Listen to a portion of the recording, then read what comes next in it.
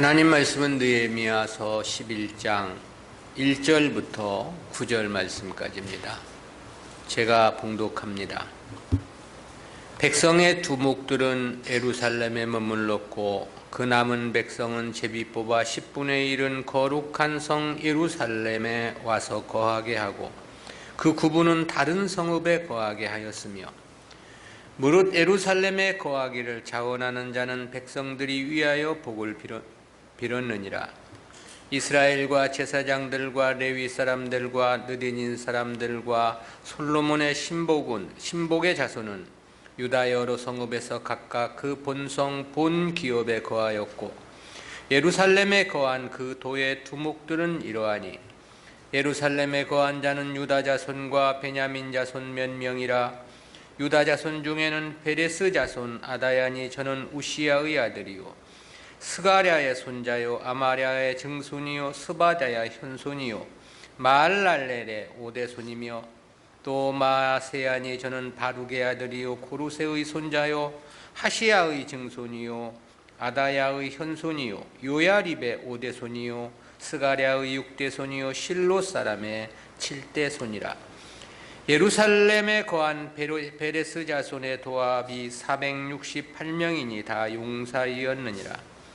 베냐민 자손은 살룬이 저는 무술람의 아들이요 요에스의 손자요 부다야의 증손이요 골라야의 현손이요 마야세야의 오대손이요 이데엘의 육대손이요 여사야의 칠대손이며 그 다음은 갑배와 살레 등이니 도합이 928명이라. 시그리의 아들 요엘이 그 감독이 되었고 하수누아의 아들 유다는 버금이 되어 성읍을 다스렸느니라. 아멘. 백성들의 거주지 재조정이라는 제목으로 말씀을 듣겠습니다. 본서 8장부터 10장은 에스라의 율법 강해와 언약 갱신을 통한 이스라엘 백성들의 신앙 회복에 대한 말씀이었습니다. 이어진 11장은 선민 회복의 역사를 밝혀주는 과정 가운데 백성들의 거주지 재조정과 관련해 보도한 말씀입니다. 이러한 11장 내용은 주제상 넷으로 구분이 되는데요. 먼저 1절부터 2절은 백성들의 거주지 재배치에 대한 서론이고요. 3절부터 9절은 유다 자손과 베냐민 자손 중 예루살렘에 거주한 자들의 가문과 그 수요에 대한 보도입니다. 10절부터 24절은 제사장과 레위인 및 성전 봉사자들 중 예루살렘에 거주한 자들의 명단과 그 수요이고, 끝으로 25절부터 36절은 예루살렘 이외에 거주한 각 성읍에 대한 보도입니다.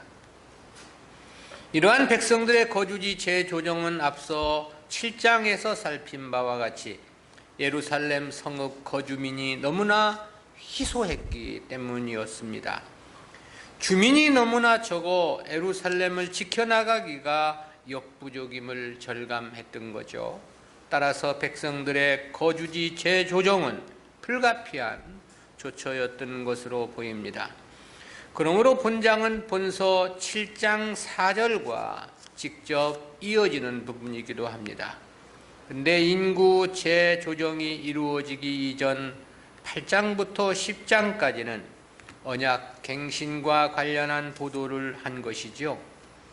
이는 인구 재조정에 앞서 모든 역사가 신앙 회복을 기초로 하여 이루어진 역사임을 밝혀주고자 한 기술로 보여집니다. 이와 같은 본장은 전체를 세 주제로 구분해서 살펴보겠는데요. 그중 1절부터 9절에 해당하는 본문은 백성들의 거주지 재조정을 다룬 첫 번째 주제입니다. 본문은 그 내용이 앞에 7장과 연결된다고 했죠. 앞에 7장은 성벽이 완공된 사건에 대한 보도였습니다. 그렇지만 정작 그 안에 거주하는 거주민은 희소했다고 했죠. 따라서 제1차 귀환자 인구 조사까지 실시를 했었습니다. 그리고 그 인구조사를 근거로 이스라엘 백성들의 거주지를 재조정하게 되었던 거죠. 이와 같은 본문은 구속사적 교훈까지 셋으로 구분해서 살펴보겠습니다. 첫 번째는 백성들의 이주 정책 방법입니다. 예루살렘 거주자 충원을 위한 백성들의 이주 정책은 크게 세 가지 방향에서 시행된 것으로 밝혀주고 있습니다. 첫 번째는 무조건 예루살렘에 거주토록 확정한 사람입니다. 이에 대해서는 1절 전반절에서 백성들의 두목들은 예루살렘에 머물렀고 그랬죠. 여기서 두목으로 번역된 히브리어 사레는 명사 사르의 남성 복수 연계형인데요. 이 단어는 다른 곳에서는 방백이나 귀인이나 족장 등으로도 번역되는 단어입니다. 또한 일반 백성들의 대표를 지칭할 때도 사용되기도 하고요. 여기서는 이스라엘의 대표 및 지도자들이란 의미로 사용이 된 겁니다. 그렇다면 백성들의 대표나 지도자들은 무조건 예루살렘에 머물기로 했다, 그런 뜻이 되겠죠. 이에 대해서 두 가지 견해가 있는데, 첫째는 지도자들이 모범을 보여서 맨 먼저 예루살렘에 정착하게 되었다라는 견해가 있고, 두 번째는 이들은 이미 예루살렘에 거주하고 있었다는 그런 견해도 있는데요. 근데 실제 느헤미야가 예루살렘으로 귀한 이전에도 이미 상류층 사람들이 예루살렘에 살고 있었던 것은 분명합니다. 그러나 성밖 다른 지역에도 흩어져 사는 유대인들이 많았고, 따라서 지방마다 지도자들은 있었을 것이 명백합니다. 따라서 본문의 의미는 그동안 다른 지역에 거주했던 지도자들도 일괄적으로 예루살렘에 머물도록 조치했다는 의미로 이해함이 보다 합당해 보입니다. 이처럼 모든 지도자들을 예루살렘에 거주토록 조치한 것은 이스라엘은 하나님의 선민으로서 성전 중심, 하나님 중심으로 살아야만 했기 때문이었던 거죠.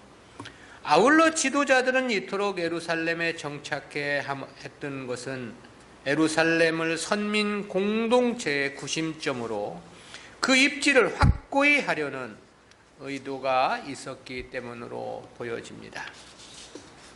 두 번째는 제비 뽑기를 통한 방법인데요.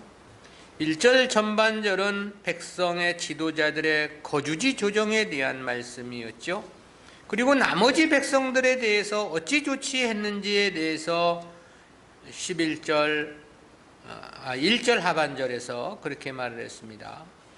그 남은 백성은 제비 뽑아 10분의 1은 거룩한 성 예루살렘에 와서 거하게 하고, 그 9분은 다른 성읍에 거하게 하였으며, 즉 각지에 흩어져 살고 있는 이스라엘 백성들에게 제비를 뽑아서 그 중에 10분의 1은 예루살렘에 이주토록 했고, 나머지 10분의 9는 살고 있던 그 성읍에 그대로 살게 했다, 그런 뜻이죠.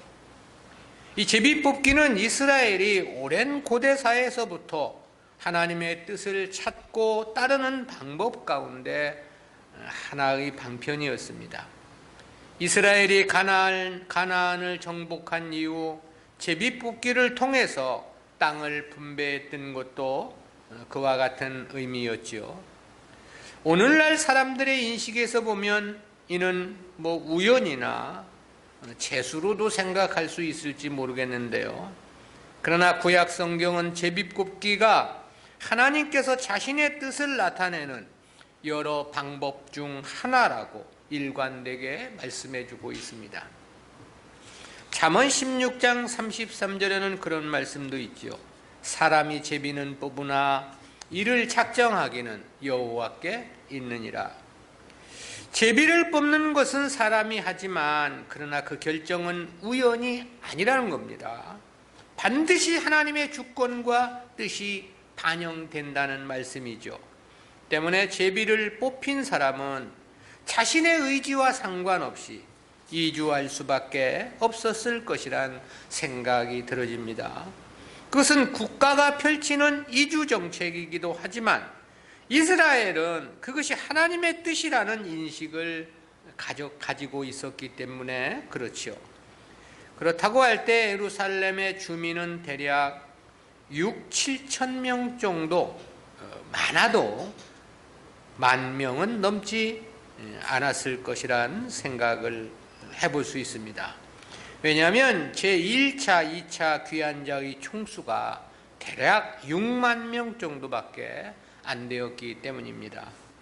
인구 변동이나 증가가 그동안 얼마나 있었는지 알 수는 없습니다.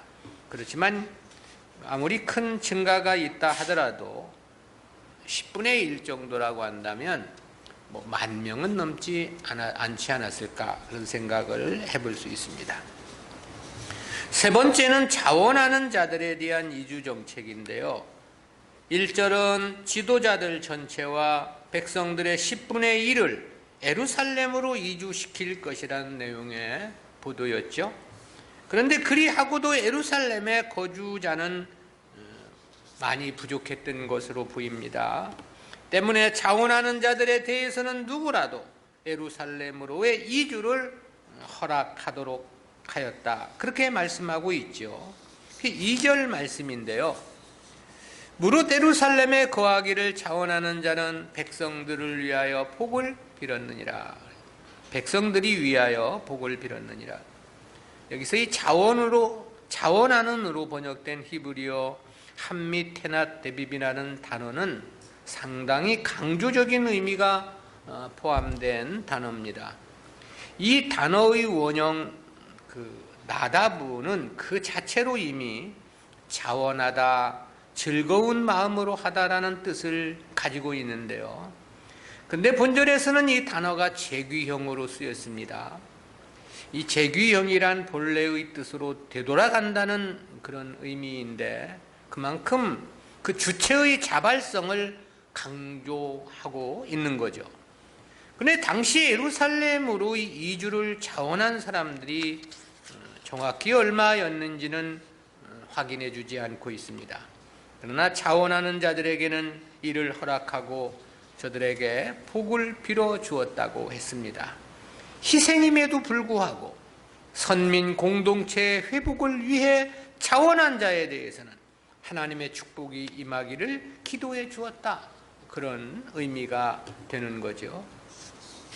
그리고 그 외의 백성들에 대해서는 3절 전반절에서 그렇게 말씀을 했습니다. 이스라엘과 제사장들과 레위 사람들과 느디님 사람들과 솔로몬의 신복의 자손은 유다 여러 성읍에서 각각 그 본성, 본 기업에 거하였고 이는 예루살렘에 거주한 사람들을 제외하고 남은 백성들의 정황을 밝혀준 말씀이죠. 여기서 이스라엘이라 한 것은 이하에서 거론되는 이 제사장이나 레위인들이나 느디님 사람이나 솔로몬 신복 등 특수한 신분을 제외한 일반 백성들을 지칭한 표현입니다. 이들의 구체적인 거주지는 아래 25절부터 35절까지에서 소개해주고 있습니다. 일반 백성들에 이어 제사장들이 소개되었습니다. 아론 자손의 제사장들의 거주 성읍에 대해서는 여호수아 21장 13절부터 19절에 기록되어 있는데요. 거기 보면 유다 영역에서는 헤브론, 림나, 얏딜, 에스도모아, 홀론, 드빌, 뮤다, 베세메스 등 총 8성읍이 제사장들의 거주 성읍으로 나타나고 있고요. 시므온 지파 내에서는 아인 성읍 하나고 베냐민 지파에서는 기브온, 게바, 아나돗, 알몬 등 4성읍이 지정되어 있었습니다. 따라서 아론 자손들은 모두 이 13성읍을 분배받아 거주하였음을 알 수 있는데요. 이 성읍들은 레위 자손이 받은 48개 성읍 중에서 가장 좋은 곳에 위치했던 성읍들입니다. 그리고 모두 예루살렘 성 가까이에 있었던 성읍들이고요. 이는 여호수아 시대에 이미 예루살렘 성전이 세워질 것을 계산했던 하나님의 치밀하신 역사였던 것으로 보입니다. 왜냐하면 제사장들을 이 예루살렘 중심 지역으로 이미 여호수아 시대부터 집결해 놓았기 때문에 그렇죠. 따라서 포로 귀환 시대에도 제사장들은 10절부터 14절에 언급된 자들을 제외하고는 대부분이 과거 조상들의 연구가 있는 예루살렘 근처에 이와 같은 성읍들에 정착했을 것으로 보여집니다. 제사장들 다음에는 레위 사람들이 소개되었습니다. 레위인들은 본래부터 기업이 없었죠. 따라서 저들은 각 지파에서 내어준 48개 성읍과 그 주변을 분배받아 분산 거주했습니다. 이들이 분배받은 성읍은 여호수아 21장 1절부터 42절까지 상세히 기술되어 있죠. 그러나 포로 귀환 공동체가 이 모든 지경을 회복하지는 못한 상태죠. 또한 그럴 필요가 없었던 것은 귀환민의 전체 수요가 지극히 적었기 때문이기도 하고요. 그러므로 당시 레위인들은 역시 예루살렘에 가까운 지역의 성읍들에만 흩어져 거주했을 것으로 추정이 됩니다. 그에 대한 내용은 본서 12장 28절 29절에서 간략하게 소개를 했는데 모두가 예루살렘에서 하루길에 도착할 수 있는 거리에 거주했다는 것을 알 수 있습니다. 그래야만 하는 것은 성전과 가까워야만 성전 봉사에 용이했기 때문에 그렇겠죠. 이들 중 예루살렘 거주 가문 및 대표자들의 명단은 아래 15절부터 18절에 제시되고 있습니다. 다음으로 느디님 사람과 솔로몬의 신복의 자손을 말했습니다. 느디님 사람들과 솔로몬 신복들은 1차 귀환 때 귀환한 사람들이 총 392명이었습니다. 그리고 2차 귀환 때는 느디님 사람들만 220명이었고요. 아마 3차 귀환 때도 느헤미야와 함께 귀환한 사람들이 있었을 것으로 추정해 볼 수 있겠습니다. 따라서 이들의 수요도 꽤나 많았을 것이라는 생각이 들어집니다. 이들은 에스라서 3장 26절에서 보면 예루살렘 성벽 미문과 수문 사이에 성전 동남쪽 언덕 부근이었던 오벨에 거했다, 그렇게 밝혀지고 있고요. 또 에스라 3장 31절에서는 예루살렘 성의 한민간문과 마주대한 곳에 거주했던 것으로 소개해주고 있습니다.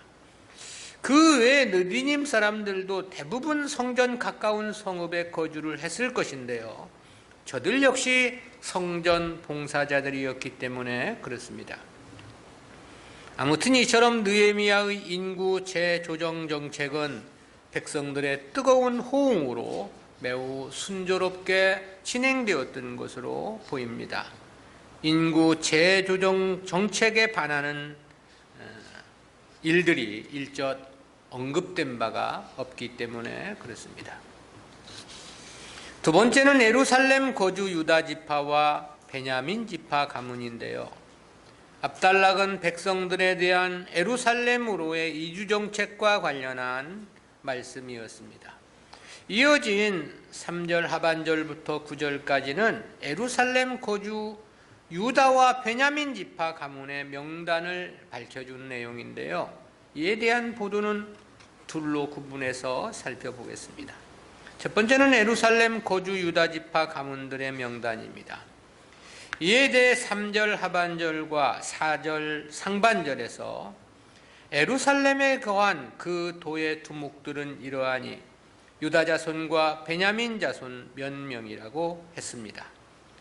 이는 예루살렘에 거주한 가문 및 대표자들의 명단을 제시하는 서론인데요. 그리고 이어서 유다 지파 베레스 자손에 대해서 두 가문의 대표와 그 자손들의 수요를 밝혀주고 있죠. 첫째, 베레스 자손의 대표에 대해서는 그렇게 적시했습니다. 4절 하반절입니다.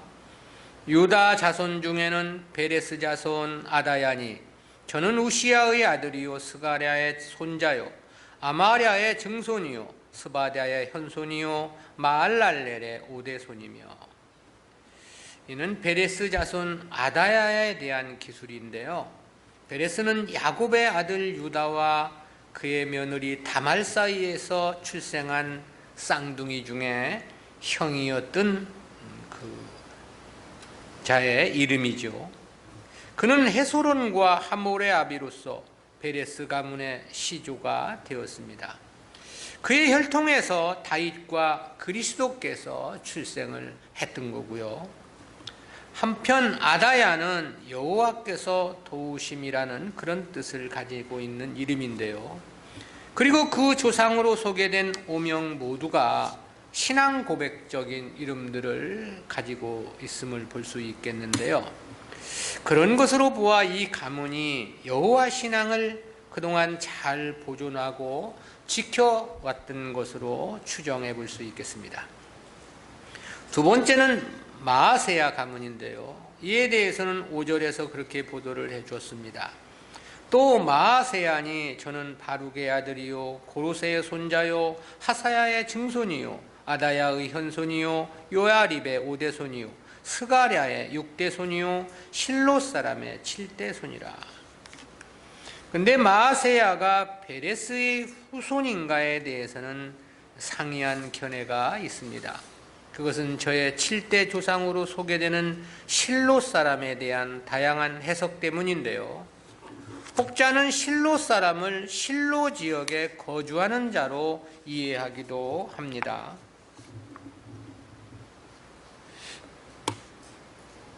또 실롯 사람을 유다의 셋째 아들 셀라에 대한 잘못된 표기로 보는 견해도 있고요. 그리고 다음으로는 실라를 그대로 인명으로 보는 견해도 있는데요. 성경학자들은 두 번째 견해를 가장 많이 지지합니다. 그렇다면 본문은 유다가 가나안 여인 수아를 취하여 낳은 아들인 셀라의 후손이 되는 것입니다. 그렇다면 역시 이들 가문도 혈통 및 신앙이 잘 보존되어 포로 공동체에서 선민 재건을 위해 크게 기여했다는 그런 의미가 되겠죠. 세 번째는 베레스 자손의 후손들로 6절에서 그렇게 보도를 했습니다. 예루살렘에 거한 베레스 자손의 도합이 468명이니 다 용사이었느니라. 그런데 대상 9장 6절에서는 베레스 자손은 없고 셀라 자손만으로 690명이라고 되어 있습니다. 이에 대해 학자들은 690명의 베레스의 자손이 포함되어 있는 것으로 그렇게 이해를 합니다. 그렇다면 베레스 자손은 본문처럼 468명이 되고 나머지 222명이 셀라 자손이 되는 셈인 거지요. 한편 느헤미야는 베레스 자손 468명이 모두 용사라고 그랬습니다. 이에 해당하는 히브리어 아누쇠 하일은 문자적으로 힘의 남자들 그런 뜻입니다. 근데 여기서 힘으로 번역된 명사 하일이라는 단어는 육신적인 힘만 가리키는 게 아니라 재력이나 재능이나 덕행 등 다양한 의미로도 사용되는 단어입니다. 본문에서는 1차적으로 당시 유다 귀환민들을 괴롭히는 대적들을 막아낼 만한 군사적 능력이 있는 자들이란 의미로 사용된 것이 아니냐 그렇게 생각해 볼 수 있겠는데요. 그만큼 당시가 대적들로부터 많은 괴로움과 능욕을 당하고 있었기 때문에 그렇습니다. 두 번째는 예루살렘 거주 베냐민 지파 가문인데요. 예루살렘에 거주하는 베냐민 자손에서 가장 먼저 소개된 인물은 살루입니다. 저에 대해서는 7절에서 그렇게 소개를 했습니다. 베냐민 자손은 살루니 저는 무술람의 아들이요 요엣의 손자요 부다야의 증손이요 골라야의 현손이요 마아세야의 오대손이요 이디엘의 육대손이요 요사야의 칠대손이며. 이 살루란 이름의 뜻은 문자적으로 들어올림, 무게를 뭐 그런 뜻인데요. 그리고 저의 조상으로는 모두 7명의 이름이 소개되었죠. 이들의 가문은 역대상 9장 7절에서도 소개되고 있습니다. 근데 본절과는 가계도가 똑같이 일치하지는 않습니다. 그것은 한 사람이 여러 개의 이름을 사용했기 때문일 것으로 학자들은 추정을 하기도 합니다. 또한 본서 저자와 역대기 저자가 사용한 자료가 달랐기 때문일 수도 있다는 의견도 있고요. 그런데 앞에 유다 지파는 그 시조가 베레스임을 밝혔는데요. 그런데 본절의 베냐민 지파는 그 시조는 제시되지 않았습니다. 그것은 과거 사사시대 베냐민 지파가 거의 몰살당한 적이 있어서 그 후손들이 조상에 대해서 정확히 잘 알지 못했기 때문이 아니냐, 그런 의견이 있습니다. 살루에 이어 갑베 가문과 살레 가문이 소개되었는데요. 이에 대한 보도가 8절입니다. 그 다음은 갑베와 살레 등이니 도합이 928명이라. 이들 가문은 조상들의 이름은 기록하지 않았습니다. 그것은 역시 가계를 정확하게 복원하기가 매우 어려웠기 때문으로 보여지죠. 그럼에도 포로 귀환 시대에 928명이나 되는 많은 사람이 예루살렘에 정착할 수 있었던 것은 그 후 이들 가문이 완전히 회복되었기 때문이 아니냐, 그런 생각을 해보게 됩니다. 한편 이들 가문도 역대상 9장 9절에 소개되고 있는데 거기서는 956명으로 28명이라는 차이가 있습니다. 그에 대해서는 본서 저자가 참조한 자료에는 역대기 기자가 포함시킨 사람들 중 일부가 누락되었기 때문이었을 것으로 그렇게 봅니다. 그리고 이들 베냐민 자손들의 대표로서 9절에서 두 사람의 이름을 밝혔는데요. 시그리의 아들 요엘이 그 감독이 되었고 핫수누아의 아들 유다는 버금이 되어 성읍을 다스렸느니라 그랬죠. 본문대로라면 시그리의 아들 요엘이 대표 지도자가 되고 핫수누아의 아들 유다가 그 다음 가는 지도자였을 것으로 보입니다. 요엘은 여호와는 전능하시다, 여호와는 하나님이시다, 그런 뜻이고요. 근데 부지도자인 유다에 대해서는 버금이 되어 그랬습니다. 이에 해당하는 히브리어 미신에는 두 번째 서열을 의미해 주기도 하고 두 번째 구역을 의미하기도 합니다. 따라서 영문 성경인 NIV는 후자를 선택해서 핫수누아의 아들 유다가 그 도시의 두 번째 구역을 다스렸다, 그렇게 번역을 했습니다. 아무튼 이 두 인물은 당시 베냐민 지파의 대표되는 지도자였던 거지요. 그러나 이들이 역사 속에 어떤 역할을 했는지에 대해서는 기록된 바가 없어 확인되지 않습니다.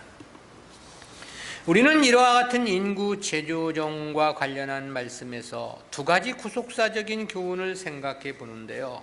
첫 번째는 성도는 교회 공동체의 유익을 위해 존재해야 한다는 그런 교훈입니다. 그것은 거주지 재조정 문제로 자기의 삶의 터전을 옮겨야만 했던 사람들의 경우를 통해서 깨닫게 되는 교훈입니다. 예루살렘은 BC 586년 바벨론에 의해 완전히 무너졌죠. 주님의 예언처럼 성전은 돌 위에 돌 하나 첨놓이지 않을 만큼 모든 것이 다 파괴되고 말았습니다. 그것은 성전만이 아니었습니다. 예루살렘 도성 전체가 바벨론 군사들에게 무참한 짓밟힘을 당했던 거죠. 그리고 그렇게 70년 세월 황폐화된 채 버려져 있던 도성이었습니다. 그리고 BC 537년 고레스의 칙령에 의해 대략 5만여 명의 유다인들의 귀환이 있었다고 그랬습니다. 그리고 그 후 다시 BC 458년 제2차 포로 귀환 때 9천여 명의 귀환이 있었습니다. 그리고 또 그로부터 14년 후였던 BC 444년에 제3차 귀환 역사가 있었던 거고요. 성전이 완성되었고 이제는 성벽도 완공된 상태였습니다. 그럼에도 본서 7장 4절에 보면 성은 광대하고 거민은 희소하여 가옥을 오히려 건축하지 못했다고 그렇게 말씀해 주고 있지요. 여전히 도시는 황폐화된 채로 방치되어 있었다는 그런 뜻입니다.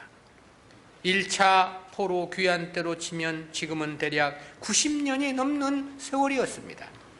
따라서 귀환민들은 그곳이 어디인든 자리를 잡고 삶의 터전을 그동안 구축해 왔던 것이 사실이고요. 그런데 그렇게 일궈온 자기의 삶의 터전을 다시 옮겨야 하는 상황이 벌어지게 되었다는 겁니다. 그리고 다시 옮겨가야 하는 예루살렘은 생활 기반이 마련된 곳이 아니었습니다. 대부분의 경우가 그냥 황폐화된 채 버려져 있던 성읍이었다는 거죠. 따라서 예루살렘으로 이주를 한다고 하는 일은 쉬운 일이 아니었을 것이란 생각을 해보게 됩니다. 그럼에도 백성의 대표들은 이유 없이 예루살렘으로 이주를 해야만 했고, 또 백성들 역시도 자신의 의지와 상관없이 제비 뽑기에 걸리기만 하면 이유 불문하고 그동안의 삶의 터전을 떠나야만 하지 않을 수 없었던 거죠. 어떤 사람은 농지를 버려야만 했을 수도 있습니다. 그동안 갖고 온 과수원을 버린 사람들도 있었는지 모릅니다. 90년 세월 갈고 닦아온 터전을 버려야만 했다는 거죠. 그러니까 그 외에도 우리가 다 헤아려 볼 수 없는 다방면에서의 희생과 손해가 뒤따랐을 것이란 생각을 해볼 수 있는 거죠.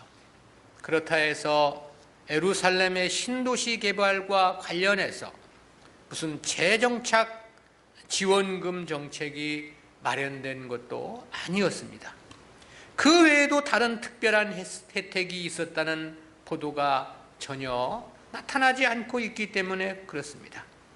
그러니 대부분의 경우가 이주하고 싶지 않았을 것이란 생각을 갖게 됩니다. 그렇지만 그럼에도 저들은 이주를 선택하지 않을 수 없었던 거죠. 그리고 그것은 오직 선민 공동체의 유익을 위한 것이었습니다. 즉 교회 공동체를 위해 감당해야 했던 손해이며 희생이었다라는 거죠. 그리고 이것이 바로 하나님의 백성들, 성도들이 살아가야 할 운명이며 사명이라는 사실을 우리는 이와 같은 역사를 통해서 깨닫게 되는 거죠. 성도는 근본적으로 자기 자신의 유익을 도모하며 사는 사람들이 아닌 것입니다. 교회 공동체, 하나님의 뜻과 그 역사를 위해 살아가야 하는 운명인 거죠. 왜냐하면 저들은 창세 이전부터 그리스도 안에서 선택을 받은 운명 공동체이기 때문에 그렇습니다. 즉 하나님의 기업을 이을 후사요 아들로 선택을 받은 특별한 운명이기 때문에 그렇다라는 거죠. 다시 말하면 성도는 이 세상이 아니라 천국의 시민권을 가진 하나님 백성들이기 때문에 그렇다라는 것입니다. 두 번째는 하나님의 은혜는 천대에 걸쳐 베풀어진다는 교훈입니다. 그것은 베레스의 자손이었던 아다야 및 마아세야 가문을 통해서 생각해 보는 교훈입니다. 베레스는 우리가 앞에서 살핀 대로 야곱의 12아들 중 넷째였던 유다가 자신의 며느리였던 다말에게서 얻은 쌍둥이 중 첫째 아들이라고 그랬죠. 당시 유다가 며느리를 통해서 아들을 낳은 사정과 과정은 그랬습니다. 처음 다말은 유다의 장자였던 엘의 아내였습니다. 그런데 저가 하나님 앞에 악을 행함으로 하나님께서 저를 죽이신 것이었죠. 그러자 유다는 율법의 계대 결혼법에 따라 그의 동생이었던 오난의 아내로 다말을 주었던 거죠. 그런데 오나는 다말이 자식을 낳게 되면 형의 자식이 될 것을 원치 않아서 땅에 설정을 했다 그랬습니다. 그의 하나님은 오난까지 죽이셨죠.